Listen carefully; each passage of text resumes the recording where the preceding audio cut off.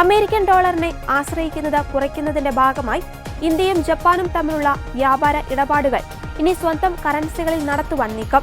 ഇതിനായുള്ള നേരിട്ടുള്ള currency settlement സംവിധാനം ഏർപ്പെടുത്താനാണ് ഇരു രാജ്യങ്ങളും ലക്ഷ്യമിടുന്നത്.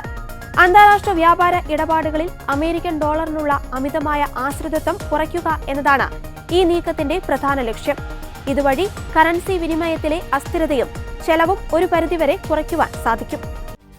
ജപ്പാൻ പ്രതിനിധി സനൈ തകൈച്ചിയുടെ ന്യൂഡൽഹി സന്ദർശനത്തിനിടയിലാണ് ഇത് സംബന്ധിച്ച നിർണായക ചർച്ചകൾ നടക്കുന്നത്. ഇരു രാജ്യങ്ങളും തമ്മിലുള്ള സാമ്പത്തിക ബന്ധം കൂടുതൽ ശക്തമാക്കാൻ ഈ തീരുമാനം സഹായിക്കുമെന്ന് വിലയിരുത്തപ്പെടുന്നു. ഇന്ത്യൻ രൂപയും ജാപ്പനീസ് യെന്നും തമ്മിൽ നേരിട്ടുള്ള വ്യാപാര സെറ്റിൽമെന്റ് വരുന്നത് ഇരു രാജ്യങ്ങളിലെയും ഇറക്കുമതി കയറ്റുമതി വ്യാപാരികൾക്ക് വലിയൊരു ആശ്വാസമായിരിക്കും.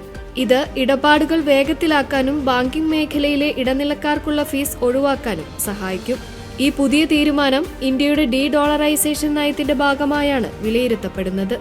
മറ്റു പ്രമുഖ രാജ്യങ്ങളുമായും സമാനമായ കരാറുകളിൽ ഏർപ്പെടാൻ ഇന്ത്യ ഇതിനകം തന്നെ ചർച്ചകൾ നടത്തിവരുന്നുണ്ട്.